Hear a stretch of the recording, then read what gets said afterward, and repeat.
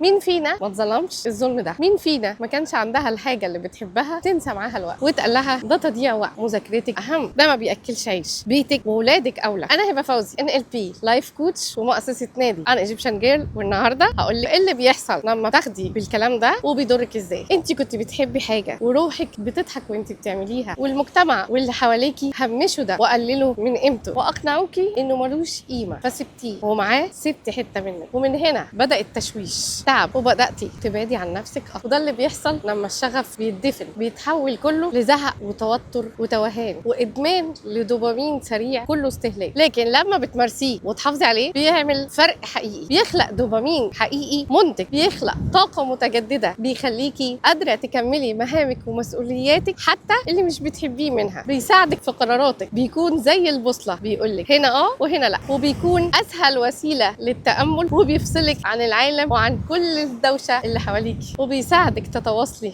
مع الطفله الصغيره اللي جواك. بيكون المنفذ اللي خاص بيكي اللي تطلعي منه من الضغط، تعدي بيه مشكلات كتير، ويديكي مرونه نفسيه اقوى، وبيدرب عضلات الابداع، فتفكري بطرق مختلفه لحلول المشاكل اليوميه في حياتنا، فبيخلي تفكيرك اوسع، اهدى، واكتر ايجابيه. وعلشان كده الانثى اللي عندها شغف واثقه، مرنه نفسيا، ومش سهل تنكسر، ومش بتضيع او تتوه مع ضغوطات الحياه. الشغف مش هوايه زياده، الشغف هو الحياه اللي شبهك، هو العمود الفقري للتوازن. فاوعي تدي ودنك للي يقلل منه او من اهميته في حياتك، لان اللي عندها شغف بتنور مش بس بتعيش. ولو لسه ما تعرفيش ايه هو شغفك، فاحنا عملنا لك ورشه اكتشفي شغفك. الحقي احجزي مكانك وابداي مارسي شغفك عشان تبني الشخصيه القويه اللي قادره تخلق الحياه اللي طول عمرك بتتمنيها. اكتبي لي كلمه شغف وهنبعت لك التفاصيل وبس. خلاص.